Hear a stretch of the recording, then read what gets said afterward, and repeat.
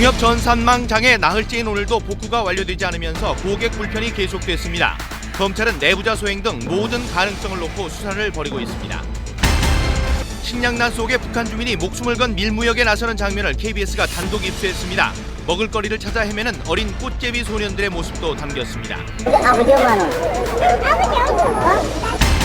오늘 경남 합천의 낮 최고 기온이 29.2도까지 오르는 등 영남 대부분이 초여름 날씨를 보였습니다. 반짝 더위에 시민들은 반소매 차림에 여름 기분을 만끽했습니다. 한 EU FTA 비준 동의안이 여야의 격렬한 대립 속에 부결 논란에 휩싸였습니다. 국회의원과 통상교섭 본부장 사이에 거센 언쟁이 빚어지기도 했습니다. 당연히 공부를 그렇게 잘한 양반에 대해서 이렇게 불연치. 황금알을 낳는 거위로 각광받던 뉴타운 사업이 애물단지로 전락했습니다. 무책임한 계획으로 주민들을 갈등과 고통으로 내모는 뉴타운 사업의 현 주소를 점검합니다.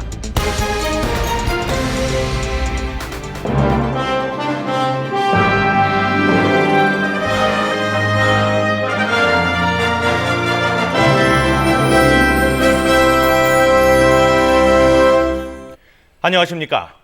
농협의 전산망 장애가 나흘이 지나도록 아직 완전히 복구되지 못하고 있습니다. 네, 말부터 앞서는 섣부른 대응으로 신뢰도가 땅에 떨어졌습니다. 윤상 기자입니다. 가까스로 정상화 궤도에 올랐다는 전산장애. 하지만 카드 연계 대출이나 인터넷 뱅킹을 통한 카드 거래는 아직 정상이 아닙니다. 나흘이 지나도 지지부진한 복구에 고객들의 불만은 극에 달했습니다. 저희 가족이 주 은행으로 농협을 사용하고 있는데요. 이번 일로 인해서 많이 신뢰가 떨어졌어요. 다른 데로 은행을 바꾸든지 해야지. 농협의 무책임한 약속도 불신을 초래하는 데 한몫했습니다. 지난 12일 사고가 났을 당시 농협은 다음 날 오전이면 복구가 가능하다고 했으나 완전 복구는 아직도 진행형입니다.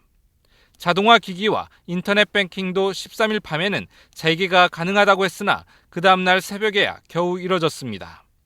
신용카드와 체크카드 서비스는 어제 낮에 복구될 것이라고 밝혔으나 아직도 불안정합니다. 복구해야 될 서버가 많다 보니까 그리고 업무량이 뱅킹 업무를 떠나서 카드 업무, 보험 업무, 농업 경제부가 들어가다 보니까 좀 지연되고 있는 것이 사실입니다. 나흘째 계속되는 사상 초유의 전산장애.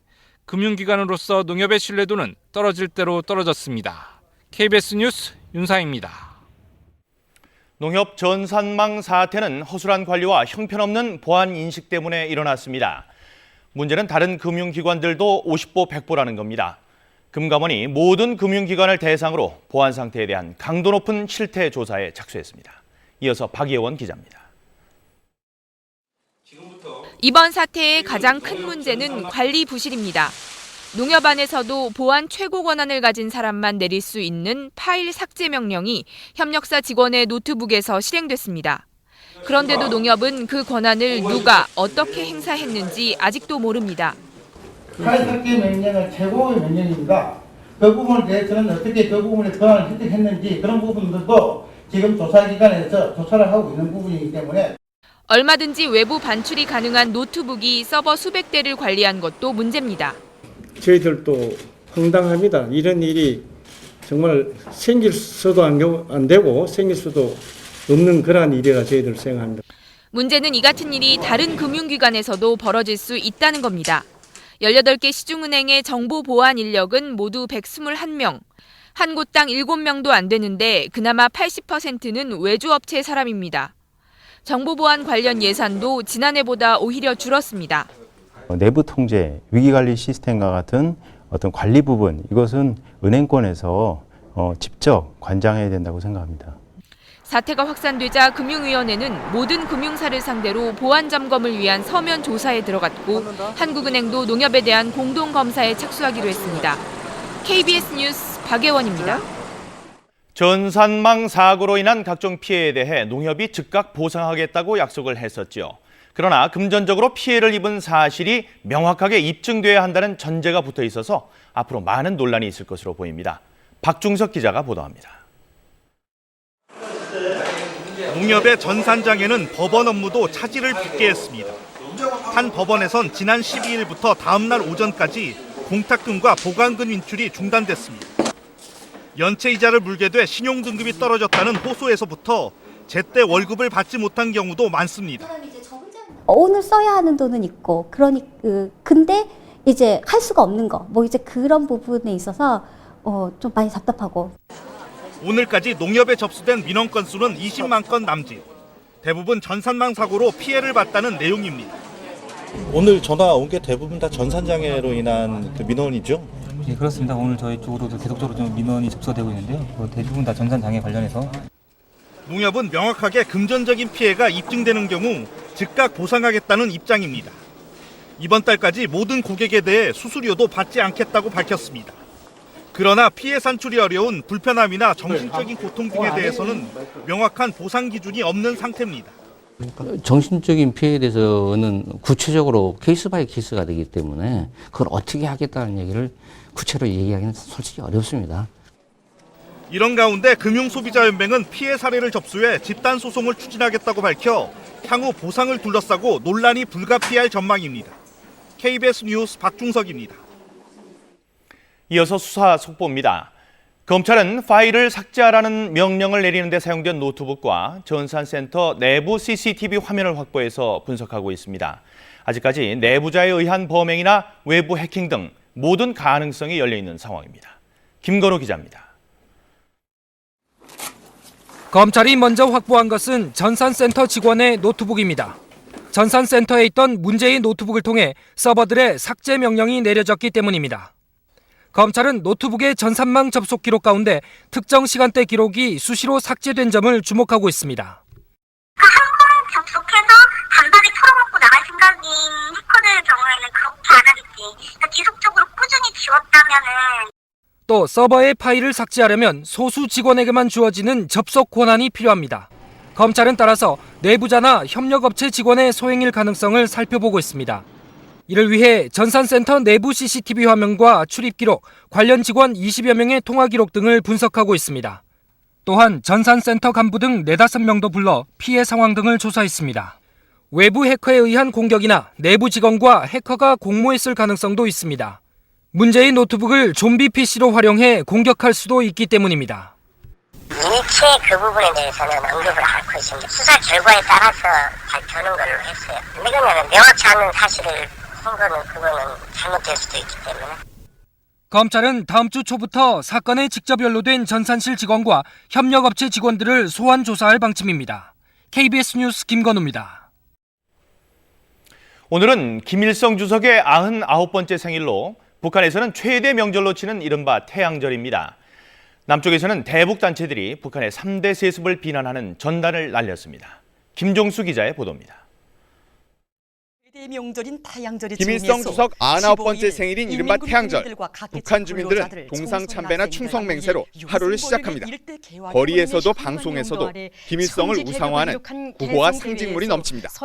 대형 공연장에서는 중국과 러시아, 몽골 등 세계 각지에서 예술인들을 초청해 친선 예술 축전을 열고 있습니다. 북한은 최근 식량 난이 극심하다며 세계 각지에서 구걸 외교를 벌이고 있지만 많은 돈이 드는 축제와 공연 등 규모를 줄이지 않았습니다.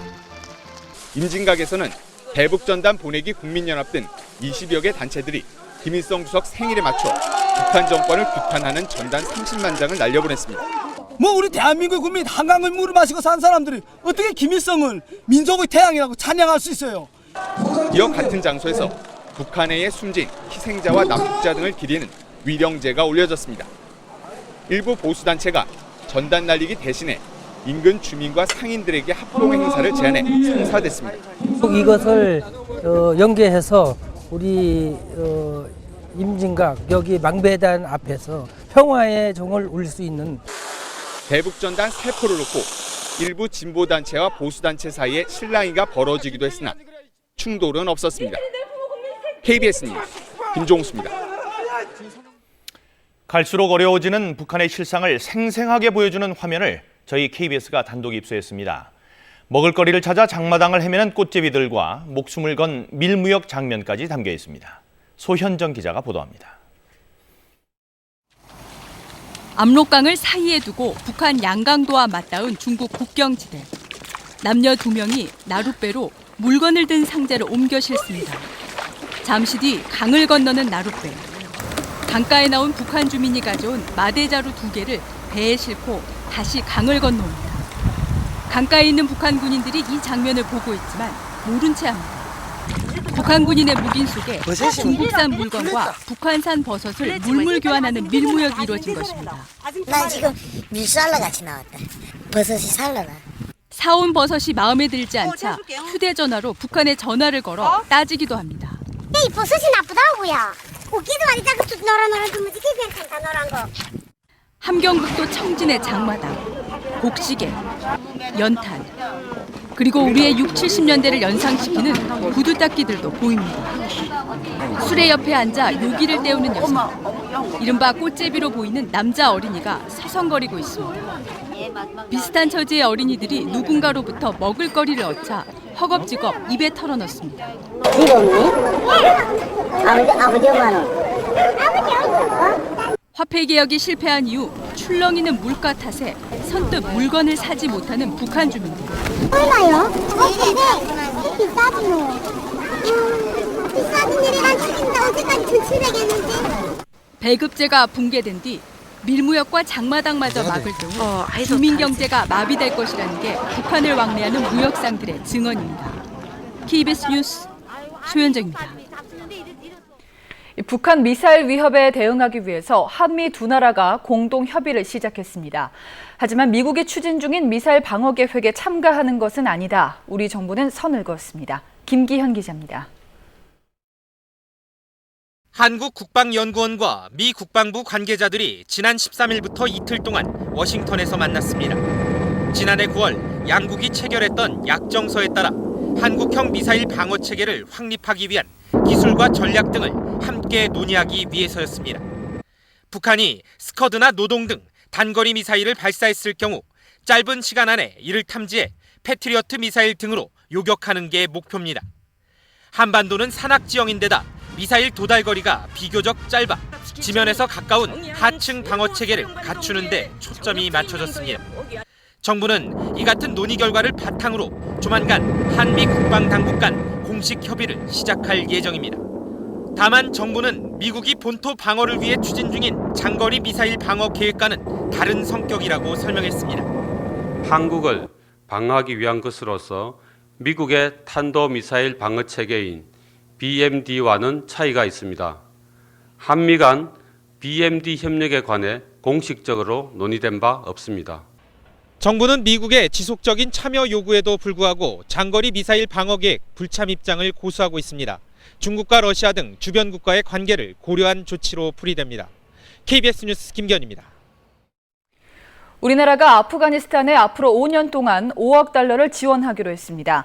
정부는 베를린에서 열린 국제안보지원국 외교장관회의에서 아프간 정부의 치안 역량 강화와 경제 개발 등에 사용할 수 있도록 이같이 지원하기로 했다고 밝혔습니다. 네, 오늘 국회에서는 여야 의원들이 날선 언쟁을 벌였습니다. 한 EU FTA 비준안이 부결 논란에 휩싸였습니다. 최영철 기자입니다. 여당 간사의 한 EU FTA 비준안 법안 소위 통과 시도가 야당 의원들의 완강한 반대에 부딪힙니다. 반대하시는데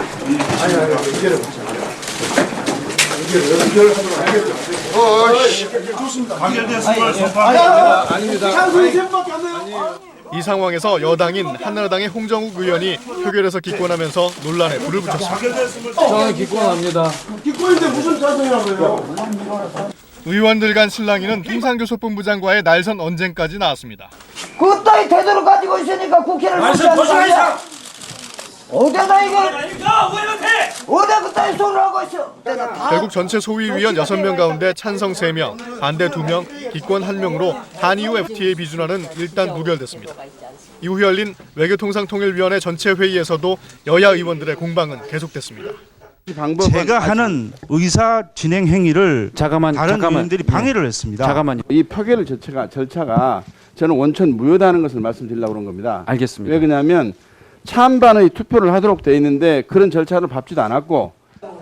결국 여야 의원들은 오는 19일 상임위 전체 회의를 다시 열어 한EU FTA 비준안을 논의하기로 했지만 여야 간 골이 깊어지면서 논란이 심해질 것으로 보입니다. KBS 뉴스 최영철입니다.